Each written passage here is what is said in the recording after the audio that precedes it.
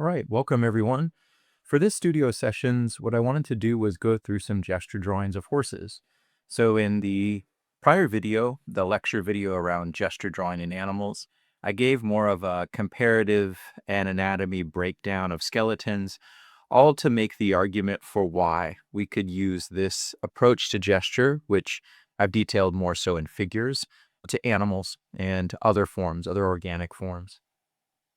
So because sometimes I can be a little bit overexcited in the theory portion, I wanted to also give something that was just practical for you just to watch and for me to help instill or solidify those descriptive lines that related to the figure for gesture. So in this video, or in this drawing, what you could see is that I've started with the most important lines as we work through the torso: the head, the cervical, the stretch, the thoracic, and the lumbar. The difference from the figure is that their lengths will be different, and of course, their directions are different. These are more horizontal, the figure is vertical or diagonal.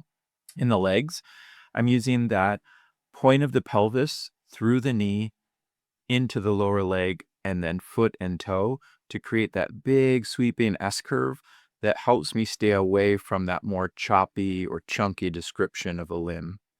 In the back, I'm breaking the hamstring, calf, and then sweep into the foot as a line that and it gives a slightly contrast or asymmetrical feel to the front. For the forelegs or the legs in the front, what I'm trying to use here is that boomerang feel, the arrow of the scapula coming forward, the humerus going back, and then down into that extended line for where I find the weight to be. And that's generally my path.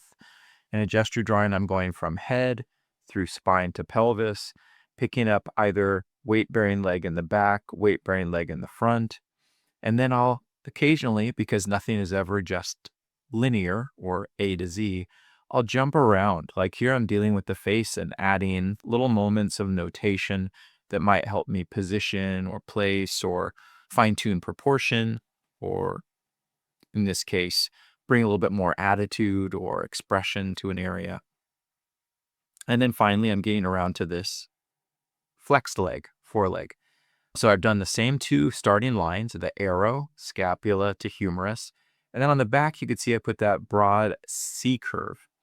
That's a nice kind of counter rhythm, but it's also a simplified curve for what would be the tricep in the back. The wrist, forearm and wrist come out, hand goes back, finger goes back. Next one. So let's start with our head. And then watch how I'll work through cervical, stretch, thoracic, pelvis, lumbar. The head is always, for me, it's a danger zone because I want to get something set up, but I'm also, it's like a black hole. I always get sucked into it and wanting to add more detail. So you'll occasionally see me jump back to this and add a little bit here and there. But cervical, stretch, so the back of the, kind of thinking the back of the neck to the front and underside of the rib cage. Thoracic is that line on top, and then kind of wrap those together so that I get a sense of the foreshortening. Here I go, just kind of, there's the black hole pole of the head. Now, lumbar, pelvis, those are really grouped in the horse where they might get more space in the cat because of that proximity that of the lumbar and pelvis. Now, just like the first one, here's a big curve from the pit of the front of the pelvis to the knee to a sweeping line down through the lower leg, foot, toe. So I'm trying to keep that as simple as I can so that I just have that expressive feeling of rhythm, but also connection to the movements of the body, the torso up top. Here's that, what to me feels like more of a supporting leg. So what I want to try for in this gesture, or what I'm trying for, is that it looks like a lot of that weight is pivoting on that back leg. If we're looking at the picture, it'd be the back leg on the left. And it's kind of, all the momentum is turning towards that side. And that's why I gave that supporting leg on the back right a little lighter, looser, more lyrical a treatment. The only thing I don't like that I did here with this foreleg on the front left it's turned in too much. I should have brought it more towards the camera. And I would have done that by shortening the line and then giving a more aggressive wrapping elliptical perspective.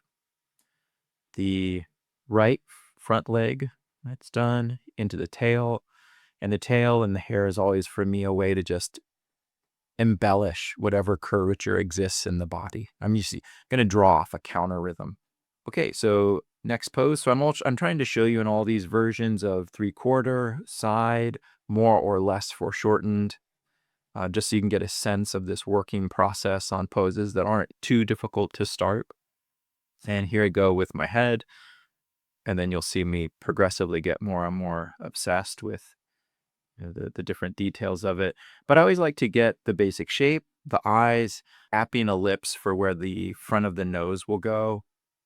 And that's just all stuff to set up proportion, shape, tilt, perspective. Here's my cervical, and then a little bit of a wrapping line to get a feel for the foreshortening around the neck. Now into the stretch or underside of the shoulder and rib cage.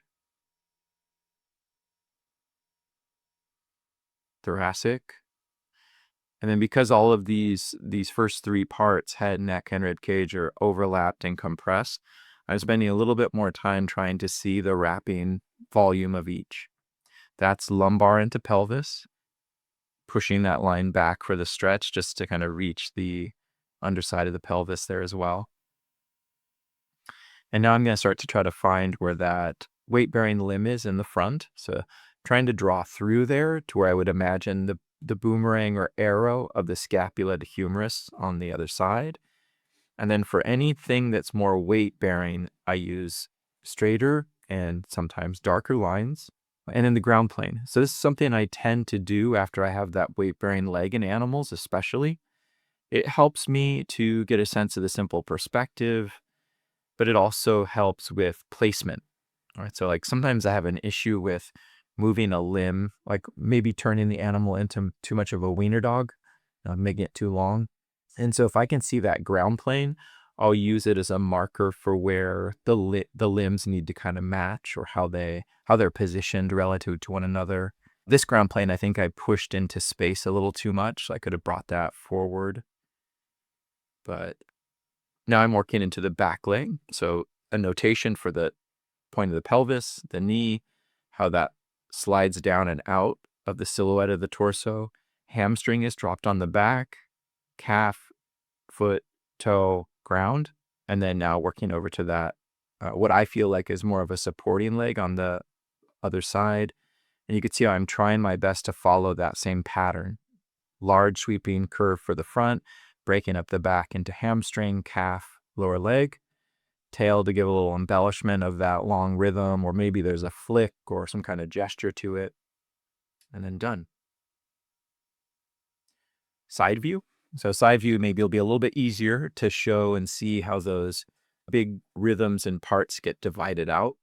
So here's my head, cervical. A common question would be, well, is that the back of the neck? It's closer to the back, but I'm still thinking of these as more inside lines. So if I needed to, I could build out. But if you want to think of them in this case as the back, it's fine, front. So cervical, stretch, thoracic, pelvis. So all of the torso is in place. So now I'll start to move into the limbs. There's my forward arrow, boomerang, however you like to think of it. I'm building a little bit of that scapula on top, and then that long positioned for the foreleg, the weight. This closer foreleg is flexed, so I'm getting the bend to the forearm there, ending in the wrist, and then the hand and finger come back. In this drawing, I just kind of group that into the flow of that weight-bearing leg without breaking the silhouette here. So there's that. And then back leg. Point of the pelvis is that little sphere notation, and then big sweeping S curve through the knee, hamstring on the back, and then we get our calf, heel, foot, and toe. Here's my ground plane. I'm feeling like I could use it a little bit. moving that whole apparatus of curves forward on that back leg is helping me to think of its rotation or its movement, because that leg's brought forward a bit more. And then I'm just refining the way that I think about the contact with the floor. Rhythmic embellishment for the tail. Now we're going to try a back view. So the back view is going to be handled exactly the same. I'm going to even start with the head and work through those same lines. I just move a little bit more quickly into trying to get the spatial relationships understood.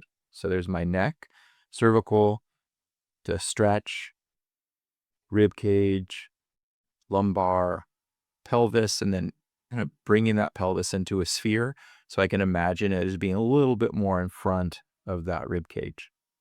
And I do that again because of my desire to make every animal a wiener dog and stretch their torsos out too far. Boomerang, long line for the weight-bearing side of the horse's leg. And then here's that supporting leg coming out. And I'm just going to let it be a simple curve, simple C curve for now. Remember, gesture is just enough for me to get the pose and the action and the dynamic so that I can later build it up, add structure, add muscle, do whatever I want. But I would even argue that, for drawing animals, a gesture like this, where it's simple enough that you could turn it into something that is routine and repetitive, imagine, or to be able to draw from imagination is even more important, because animals never hold their position, right? Or they're asleep and they only hold their position. Where figures, if we go to a live drawing workshop, at least there's like a timed expectation of how long they're going to be there. Animals don't cooperate. So every time I've gone to draw animals at the zoo or equestrian center, you have to take a mental snapshot and then build that out with a gesture and then develop it, because there's in a run or a trot or whatever it is, there's never going to be the time necessary to get it down. So same elements for this, and then into the tail, ears, get a little scale to the head. But for the most part, that one is the same, just drawn from the reverse. And then this last one is 3/4, but I want to do one that was a little bit more heavy on the foreshortening so that you could see, that's a common question for gesture. So you could see how I would manage that here. There's going to be probably a little bit more foreshortening that's just common to animals because of their bridge organization, to go back to the lecture, as opposed to the tower that people are. So I do that with a lot of shortening of the gestural lines, exaggeration of the wraps, sometimes emphasizing the T's, right? The one thing in front of the other is a little bit more. But same elements for this one. There's a notational head, a gesture for the neck, a stretch, a thoracic, a lumbar and pelvis. The same rhythmic curves that if we were to make vertical would also be found in the figure. And then the weight-bearing leg getting this boomerang with the longer line, establishing proportion, straighter line giving that feeling for weight. And then from there, I would build out into the supporting forelegs and back. Once I have that torso established, there's not a leg that I always feel like I have to go to. So I mostly just try to identify with what I think is most important to the pose and then go with that one. Like in the second drawing, I started with the back leg because it was holding that weight for the pivot of the horse over to the left, what felt like that.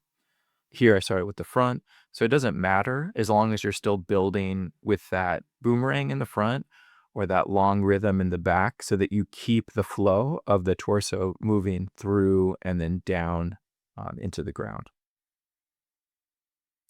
So that back leg gets the big S curve. The lines that help define it on the back are the hamstring, calf, heel, foot. And then same thing here. That's the hamstring line, knee, calf, foot. And then try and dissociate that to the ground. So I hope that helps solidify some of the big theory ideas in the gesture drawing lecture and just break it down into the parts and how they're used so that you can hopefully integrate this into your own practice, or at least have a bit more of understanding of what I was trying to describe and set up in the prior lecture.